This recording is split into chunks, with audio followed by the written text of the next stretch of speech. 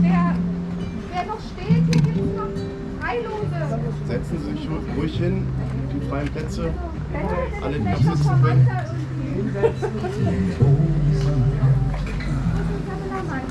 Schicksal sein Lauf, nicht irgendwann entstehen, das Glück unendlich wer es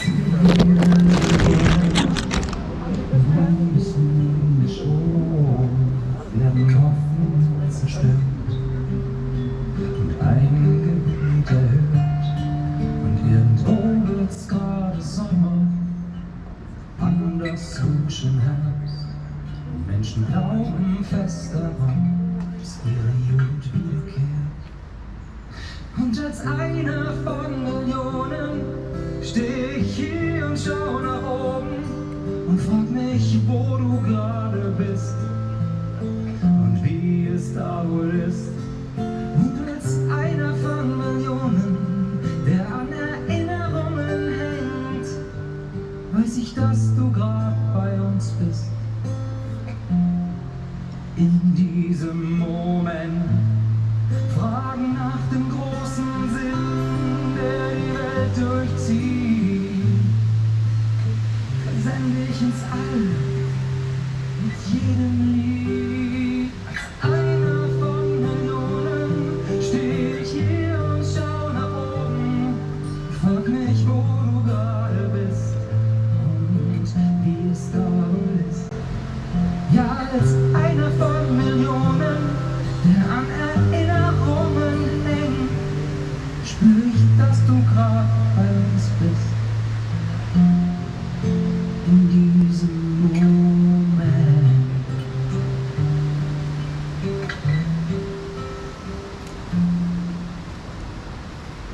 Werte Trauergemeinde, liebe Angehörige, Familie und Freunde von unserem Benno.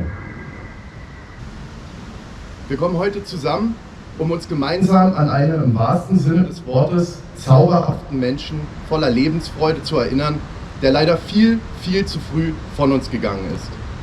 An Benno, den jüngsten Sohn von Eddie und Ute Six, der am Montag, den 28. April, im Alter von nur 36 Jahren an Krebs gestorben ist. Einer der furchtbarsten Krankheiten, die ihn in der zweiten Jahreshälfte 2024 völlig überraschend getroffen hatte.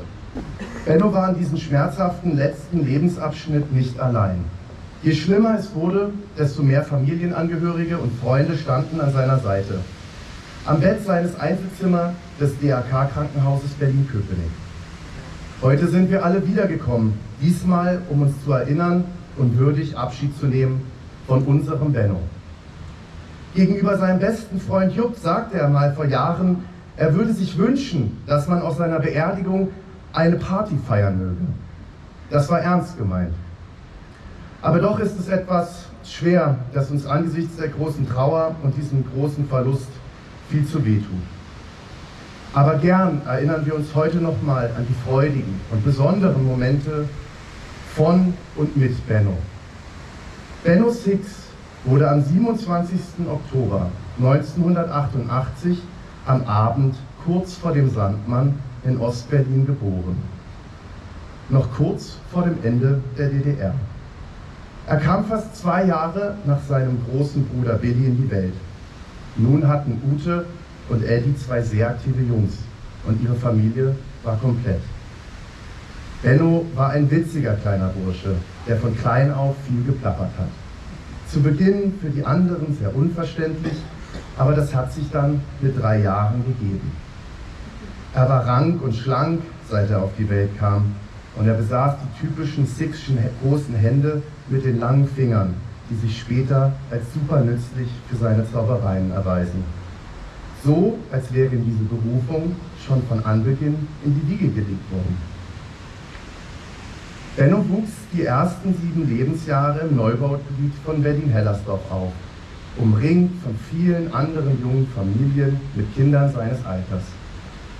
Seine Kita-Kumpels wohnten also gleich um die Ecke. Es waren oft andere Kinder bei Benno und Billy daheim zu Besuch. Die beiden hatten wahrscheinlich das größte Kinderzimmer der Gegend, mit Schaukel, Kletterwand, Rutsche und einem Rundgang in der Wohnung zum Einflügelspielen. Selbst Oma Nette wurde von Benno und Billy um diesen Rundkurs gejagt. Es war einfach immer Action in der Bude. Pünktlich zur Einschulung ist Benno 1995 mit seiner Familie hier nach Neuenhagen gezogen, wo die Eltern ein altes Haus mit großem Garten gekauft hatten.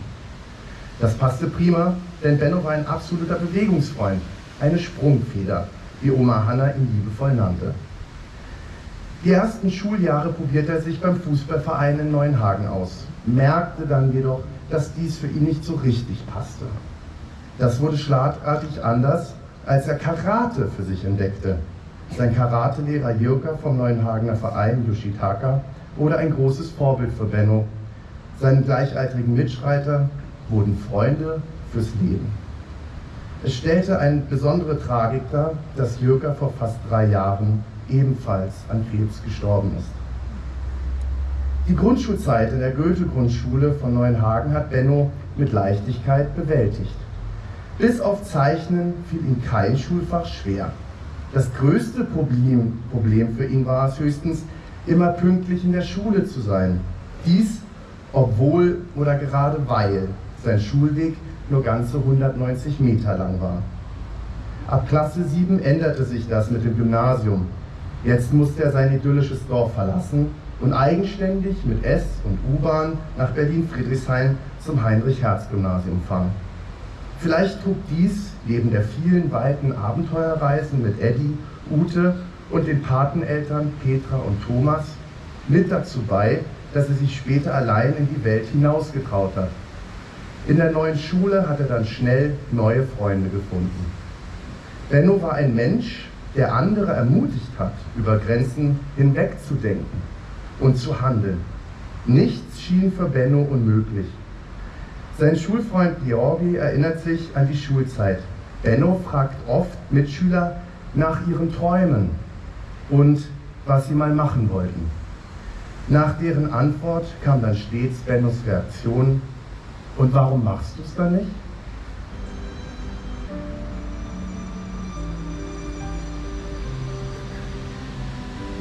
Träumen kann man nie zu viel, folge einfach dem Gefühl und das Dunkelheit wird hell.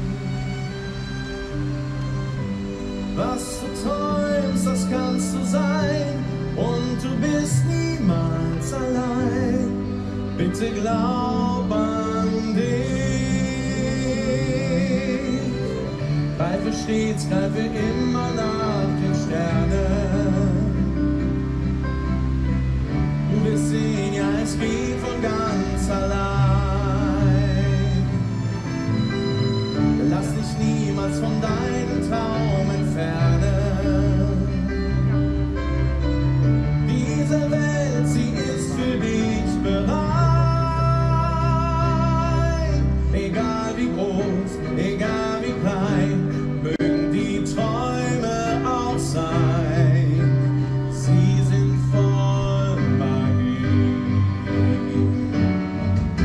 Der Weg ist weit, der Weg ist lang, doch irgendwann kommst du dort an. Ja, sie trägt dich weiter, zweifel nie, nein bitte zweifel nie. Diese Mischung aus Neugier, Zutrauen und grenzenloser Spontanität war typisch für Benno. Auch ohne enge Freundschaft zögerte er nie, wenn jemand um Hilfe bat, etwa jemand per Anhalter reist. So entstanden Tramtouren mit seinen Mitschülern bis nach London oder zum Formel-1-Rennen in Monaco, voller verrückter Anekdoten. Wenn sie wieder einmal irgendwo wild übernachtet hatten, war es Benno, der mit Witz und Charme Polizisten oder wütende Hausbesitzer beruhigte, wie in Monaco, als er im Anzug aus einem Zelt im Garten eines Freundes stieg und mit entwaffnender Selbstverständlichkeit die Situation erklärte. Dabei hat Benno in den wenigen Tagen mehr Französisch gelernt als in den Schuljahren davor. Er bewies damit auch, dass man selbst ohne Geld weite Reisen unternehmen kann. Übertroffen wurde das dann nur noch durch die legendäre 8-wöchige Rucksackreise von Benno und Billy per Anhalter von der Raststätte Berlin-Nikolassee quer durch 20 Länder bis ins südafrikanische Kapstadt.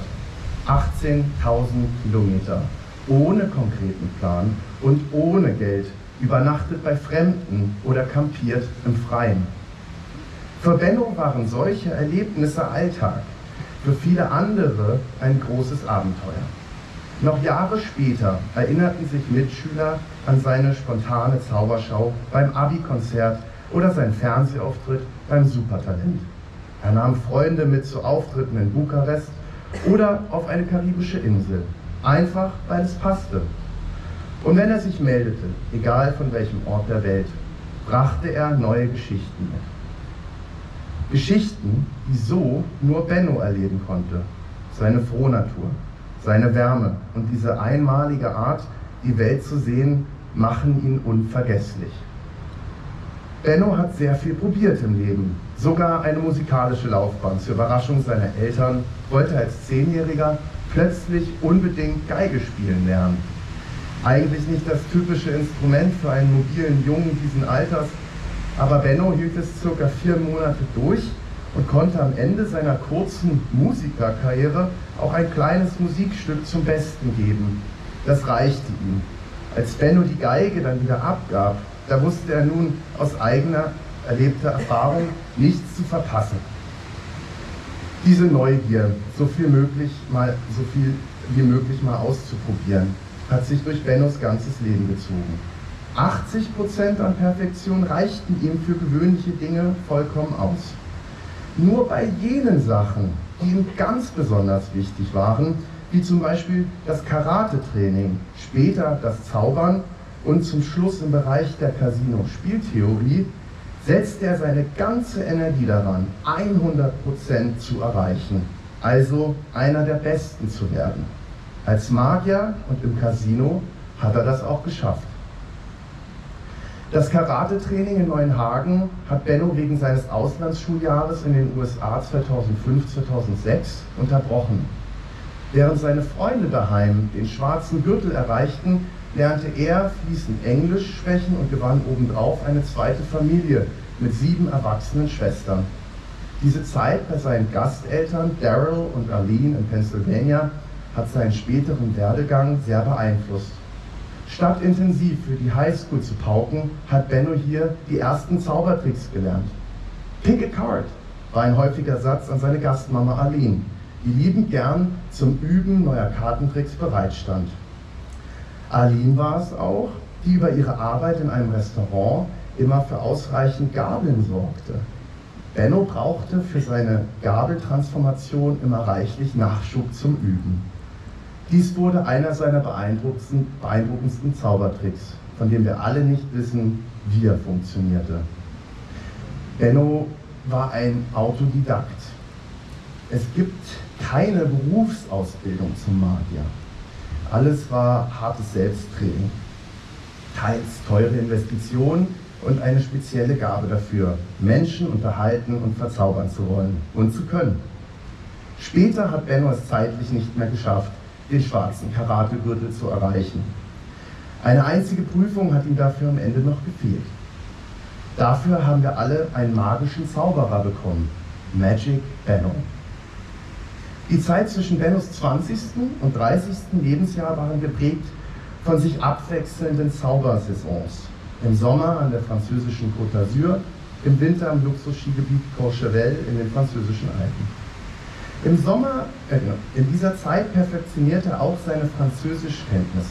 Sprachen zu lernen war für Benno wichtig und es wirkte, als ob das Lernen von Sprachen ihm in die Wiege gelegt worden war. So konnte Benno fließend Englisch, Französisch, Japanisch und Spanisch sprechen. Wo immer seine Auftritte stattfanden, ob in Griechenland, der Karibik, Russland, den Vereinigten Arabischen Emiraten, in Nigeria, Indonesien oder Brasilien, lernte Benno dafür vorab Grundkenntnisse der jeweiligen Sprache. Und seine Kunden waren begeistert. Er war mehrfach im Fernsehen und lernte Prominente wie Mr. Bean, Leonardo DiCaprio, Wladimir Klitschko, die Geissens und den ein oder anderen Prinzen oder Oligarchen persönlich kennen. Ja, Benno war ein Macher aus eigenem Ansporn und er schob seine Pläne nicht auf die lange Bank. Das war richtig so, wie wir heute wissen. Denn viel Zeit ist ihm dafür nicht vergönnt geblieben. Gerade mal 16 Jahre nach dem Abitur. Dennoch hat er unzählige Dinge ausprobiert, die viele Leute in einem langen Leben niemals schaffen werden. Schon als Dreijähriger hat sein Papa ihn auf Abfahrtskier gestellt und Benno ist zwischen Papas Beinen den Hang heruntergesaust. Wenige Jahre später waren Benno die normalen Pisten nicht mehr steil genug und er wedelte mit seinen Freunden zwischen den Felsen wild durch den Tiefschnee. Als auch Erwachsener war er dabei ausgelassen wie ein kleines Kind. Saltos, Drehungen, Sprünge und ähnliche Kunststücke auf den Skiern. Das war Bennos Welt. Seine Snowboard-begeisterte Cousine Conny träumte davon, einmal mit Benno im Wintersport zu sein. Leider kam es nie dazu. Übrigens war Bennos persönlicher Skigeschwindigkeitsrekord 124 Kilometer pro Stunde. Im Sommer war der kleine Benno mit seinen Eltern sowie Petra und Thomas oft zum Felsklettern unterwegs gewesen. Ohne jede Höhenangst und gelenkig wie er war, hätte Benno mit Thomas' Hilfe ein toller Vorsteiger werden können. Doch es gab noch so viele andere reizvolle Sachen für ihn. 2006, bei der Familienreise nach Mauritius, waren Bennos Windsurfen-Fähigkeiten, die ihm sein Papa beigebracht hatte, so gut, dass er Eddie mit ungewohnten Sprungtechniken überflügelte. Mama Ute bewunderte die beiden vom Strand aus. Nach Abschluss des Abiturs 2009 träumte Benno mit seinem Freund Jupp 5 Monate durch Japan, fast ohne Geld im Gepäck, frei und ungezwungen, wie junge Männer es lieben. Beide wollten dort den Geist des Karate-Mutterlandes hautnah erleben und Japanisch lernen. Benno blieb dann sogar noch das ganze Jahr dort, lernte Japanisch und arbeitete kurzzeitig als Model. Benno war ein unerschöpflicher Geschichtenerzähler. Nicht, weil er Geschichten erfand, sondern weil sein Leben selbst voller unglaublicher Episoden war. Begegnungen mit Stars, 10.000 Euro irgendwo vergraben, Trampen durch Afrika, erwischt beim systematischen Gewinnen im Casino von Las Vegas, Pläne nach Georgien zu ziehen, einbeinige Skiabfahrten, Nächte im Auto oder spontan einfach im Park, nur weil er keine 50 Euro für ein Hotel ausgeben wollte. Geld oder Status waren ihm egal. Er lebte, wie es gerade passte. Mal in Mini-Wohnungen an den teuersten Orten der Welt, mal wochenlang im Auto, immer mit offenem Herzen, voller Neugier für Menschen und die Welt. Und wenn man dachte, verrückter geht's nicht, kam garantiert die nächste Geschichte. Den spanischen Jakobsweg über 799 Kilometer ist Benno 2018 innerhalb von 4 Wochen von Anfang bis Ende abgelaufen. Am Abend hat er dann oft mit anderen Pilgern dieses Lied gesungen.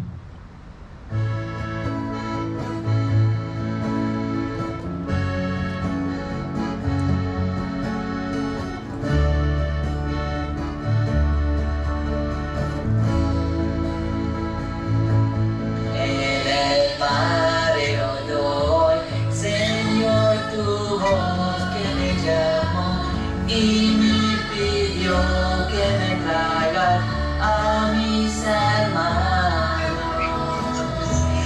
Esa voz me transformó mi vida entera y cambió. Y solo pienso, Señor, en repetir. Padre nuestro, en ti creemos. Padre nuestro, te ofrecemos, Padre nuestro, nuestras manos de hermanos. Padre nuestro, en ti creemos, Padre nuestro, te ofrecemos, Padre nuestro, nuestras manos de hermanos.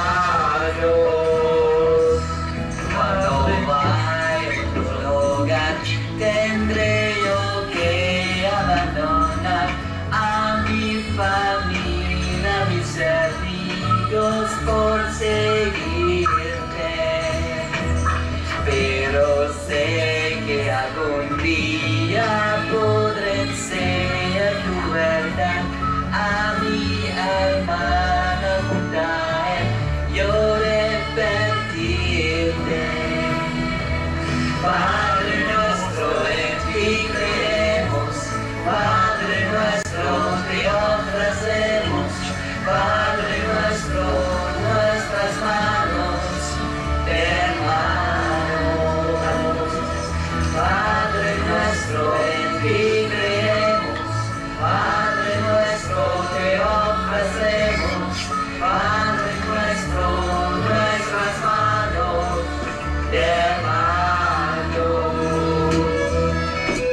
Mit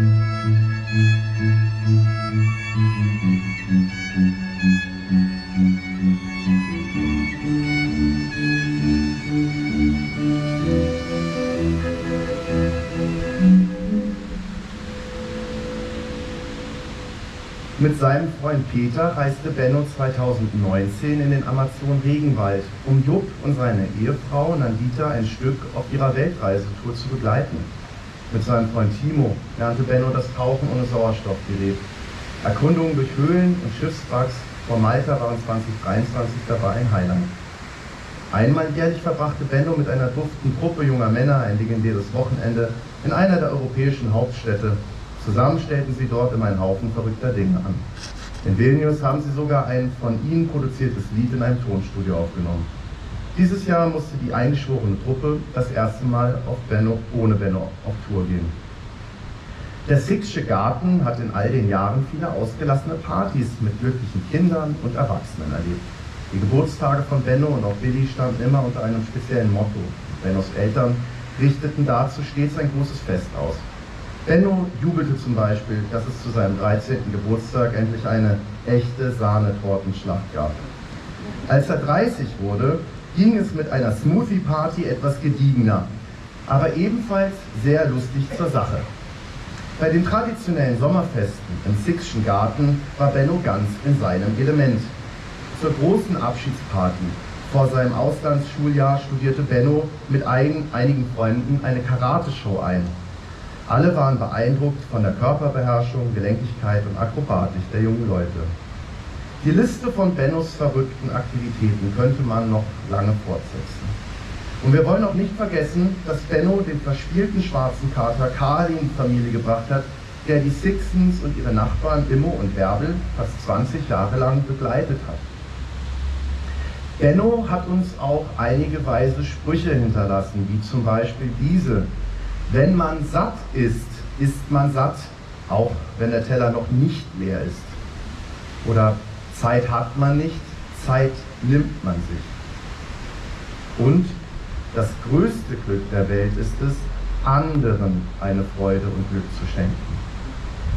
Wir sind froh und dankbar, dass er sich für seine Familie, Verwandte und zahlreiche Freunde so viel Zeit genommen hat. So flog er von seinem Jakobsweg außerplanmäßig zur diamantenen Hochzeit von Opa Werner und Oma Hanna, um schließlich schlaflos gleich wieder zurückzureisen. Tante Daggy hatte beim vorletzten Weihnachtsfest so herzhaft gelacht, als Benno beim Verlesen seiner Witzesammlung die ganze Familie bei Laune hielt. Jette und Marco sind glücklich, Benno im letzten Jahr noch als Trauzeugen für ihre Hochzeit gewonnen zu haben. Sie sehen dies als eine Liebeserklärung für die Ewigkeit. Jette und Marco haben sich während Bennos Krankheit intensiv und rührend um ihn gekümmert. Sie erinnern sich gern an sein ehrliches Interesse für andere Menschen, für die Welt und neue Dinge, an seine magischen, heilenden Hände, an seine kindliche, verspielte, neugierige Art und an eine ganze Reihe unvergesslicher Anekdoten. Etwa mit wie viel Freude er mit Jette in jedem Alter immer wieder die Kinderlieder von Bibi und Tina und Benjamin Blümchen gesungen hat. An Gespräche, unendlich viele Gespräche über alles und nichts. Lachen, lachen und noch mehr lachen. Gesellschaftsspiele spielen, am liebsten am Neujahrstag. Beide verspüren eine große Bewunderung für Benno, wie er sein Leben gelebt hat als wahrer Lebenskünstler, wie viele seine Talente er entdeckt und entwickelt hat, wie viel Hingabe, Kampfgeist und Disziplin er zum Erreichen neuer Ziele zeigte, wie er so wissbegierig und neugierig war und immer blieb, aber vor allem die unendliche Liebe und pure Lebensfreude, die er versprüht hat. Bennos Geist und Herzenswärme bleiben für Jette und Marco wie ein Leuchtturm, der in schweren Zeiten den Weg ins Licht zeigen wird. Sie sagen, er war einer der wunderbarsten Menschen, den sie jemals kennengelernt haben.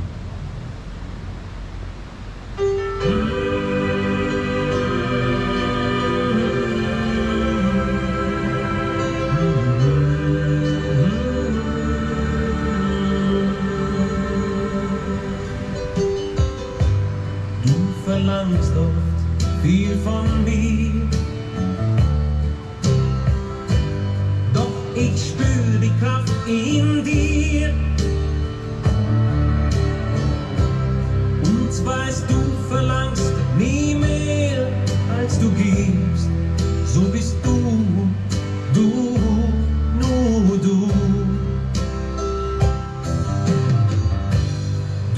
sagst immer, was du denkst. Und die Liebe, die du schenkst, ist so zärtlich und so gut und so tief, so wie du, nur du.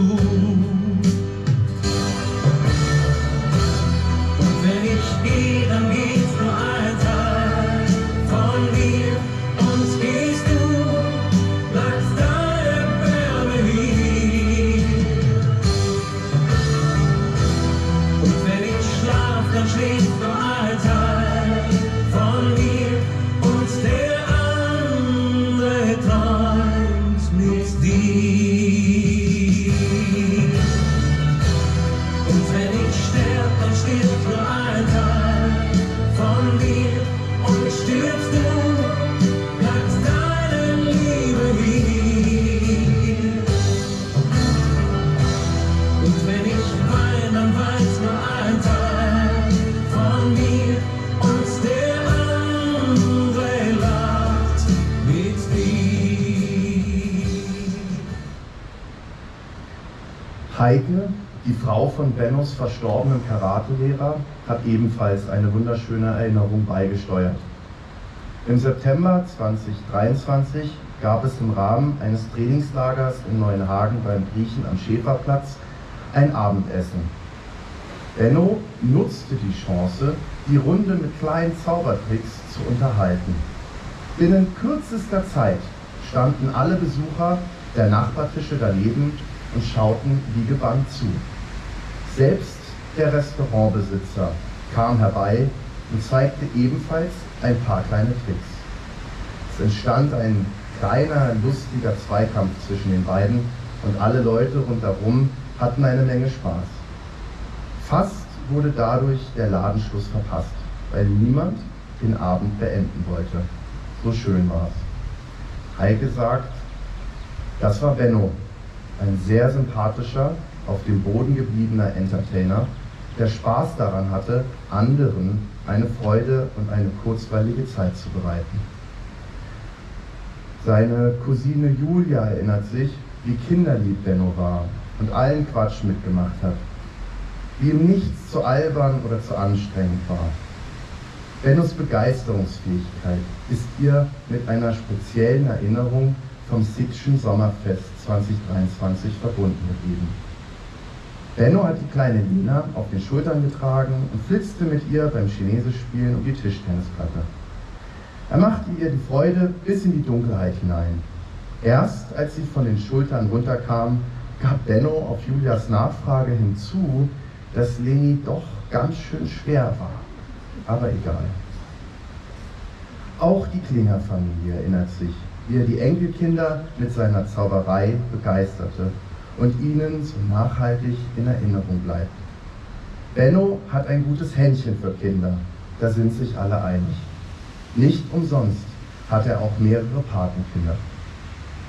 Ein Beispiel für Bennos unermüdlichen Eifer, in allem immer 110% zu geben, war ein gemeinsamer Besuch bei einem Spiel des 1. FC Union Berlin. Obwohl er kaum Berührungspunkte mit dem Verein hatte, sang er während des gesamten Spiels lautstark mit und fragte ständig nach den Textzeilen, wenn ihm mal eine entfallen war. Typisch Benno hatte er sich am Abend zuvor bei YouTube alle Fangesänge herausgesucht und auswendig gelernt. Auch beim Verzehr der dazugehörigen Kaltgetränke zeigte er vollen Einsatz, so sehr, dass er den Abend etwas früher als geplant beenden musste. Aber wie immer war er mit ganzem Herzen dabei. Benno war ein außergewöhnlicher Mensch, intellektuell neugierig, mutig im Denken und immer bereit, neue Wege zu gehen. Als professioneller Glücksspieler wagt er sich an Dinge, die andere nicht einmal in Betracht zogen. Er arbeitete mit unglaublicher Präzision, testete Grenzen aus und wurde so zu einem der besten Advantage-Player seiner Zeit.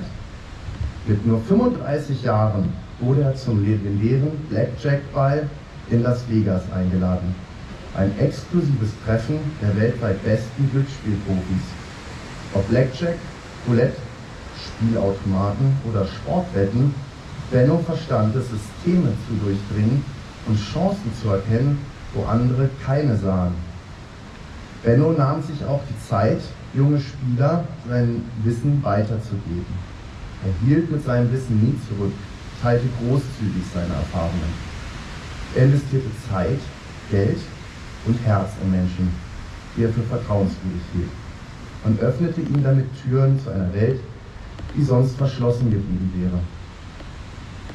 Durch ihn entstanden neue Kontakte, echtes Vertrauen, denn wenn Benno jemanden empfohlen hatte, war klar, dieser Mensch ist in Ordnung. Und natürlich gab es auch die verrückten Geschichten, wie die, als er einem Freund mit $75.000 in einer Plastiktüte quer durch Las Vegas schickte. Benno war nicht nur ein brillanter Kopf, sondern auch ein treuer Freund. Jemand, der zuhören konnte, kluge Gedanken teilte und für magische Überraschungen sorgte, wie er bei einer Party in New York, zu der er unangekündigt als Zauberer erschien. Fast 100 Länder hat er bereist, 6 Sprachen gesprochen, unzählige Geschichten gesammelt. Wer mit ihm unterwegs war, wie zuletzt in der kasachischen Steppe, bei Tee und endlosen Gesprächen, spürte, wie tief seine Liebe zum Leben war. Jeder, der ihn traf, hat ihm ins Herz geschlossen. Bennos neuestes Projekt, sich ein Haus zu kaufen und eine eigene Familie zu gründen, konnte er aber leider nicht mehr in die Tat umsetzen. Vielleicht war es auch nicht das, wofür Benno bestimmt war. Vielleicht ist es so, wie seine Cousine Jette es formuliert hat: Benno wird nie mit Osteoporose zu kämpfen haben. Er bleibt forever young.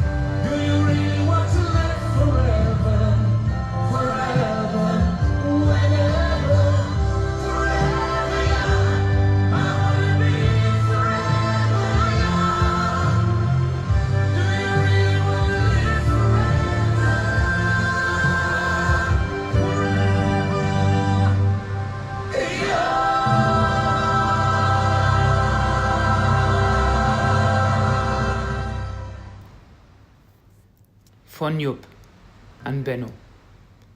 An meinen ewigen besten Freund Benno.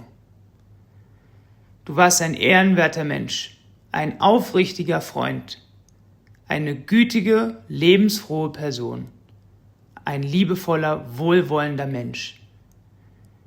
Du hast nie viel genommen, du hast meistens gegeben. Jeder war bei dir willkommen, ganz egal, wie klein deine Bude war. Du hattest keine Vorurteile, hast alles hinterfragt. Du warst skeptisch, aber offen für alles. Abenteuerlustig und generell einfach lustig. Egal welchen Mist man mit dir anstellen wollte, du warst mit dabei. Manchmal hat man selbst gezweifelt, aber du hattest einen Willen aus Stahl. Wenn du dir etwas in den Kopf gesetzt hast, dann hast du es auch durchgezogen. Komme, was wolle. Und manchmal sind einem diese tollmütigen Ideen dann selbst auf die Füße gefallen. Komm, Benno, wir gehen mal bei 5 Grad um 10 Uhr nachts bei 4000 Meter Höhe im Fluss baden. Ja, ratet mal, wer es am Ende wirklich durchgezogen hat. Du warst überall mit dabei. Skifahren, Freediving, Trampen, Fallschirmspringen, Klettern, egal wo. In London, Indien, Malawi, Peru, Japan. Ich war nie allein. Du warst immer bei mir. Man sagt nur, ey Benno, hast du Bock mitzukommen? Und wenn du nicht gerade ein Casino-Projekt hattest oder für Leonardo DiCaprio gezaubert hast, dann warst du am Start. Und wenn man dich wirklich brauchte, dann noch viel mehr. Ohne dich hätte ich vielleicht nie geheiratet. Du hattest mir damals den Flug nach Indien geschenkt, um dann Dieter den Antrag zu machen. Du hast mich unterstützt, wo du nur konntest. Du warst nicht einfach ein Freund. Du warst mein bester Freund. Du warst mein Bruder. Meine Familie hat dich wie einen Sohn behandelt. Und meine Frau hat dich nicht nur als meinen besten Freund gesehen, du warst auch einer ihrer engsten Freunde. Viele meiner Freunde sind auch deine Freunde geworden. Inzwischen bist du für einige von ihnen auch ein bester Freund. Du warst nicht umsonst Patenonkel für mehrere Kinder in unserem Freundeskreis. Du wurdest von uns allen geschätzt. Dafür, dass du dich Dinge getraut hast, die sich keiner traut. Dafür, dass du dich den Dingen hingegeben hast, die dir wirklich Spaß gemacht haben. Dafür, dass du durchgezogen hast, was du angefangen hast. Mit Hingabe, mit Durchhaltevermögen. Wir haben so viel von dir gelernt, Benno. Du scheinst auf den ersten Blick manchmal ein bisschen naiv, vielleicht ein wenig trottelig. Aber in dir war so viel Weisheit und Erfahrung. Schon als wir jünger waren. Du hast dich von Erfahrungen genährt, von Erlebnissen, die viele von uns nie im Leben machen werden. Jeden Tag muss ich an dich denken, an das, was du mir mitgegeben hast. Beim Zähneputzen Dehnung machen, das Handy auf Schwarz-Weiß stellen. Mann, das Sofa, auf dem ich sitze, das habe ich mit dir gebaut. Das Fahrrad, das Onabi fährt, hast du ihr geschenkt. Ich spreche zu dir heute aus dem Himalaya. Aus dem Tal, das wir genau vor 10 Jahren zusammen besucht haben, wo wir in unseren Unterhosen vom Schnee posiert haben. Du bist allgegenwärtig. Wir tragen dich in uns. Ich habe alles mit dir geteilt, sowohl die Klamotten als auch die Gedanken. Wie haben wir uns in der Kindheit schon genannt? One Head, DNO. In Japan haben wir uns als Zwillinge ausgegeben. Jeder hat es uns geglaubt. Du hast mir die besten Ratschläge gegeben.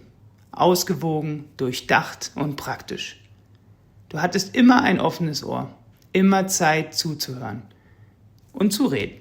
Oh ja, viel Zeit zu reden, zu erzählen, zu unterhalten, zu quatschen, zu labern und labern und labern. Ach, wie uns es fehlen wird.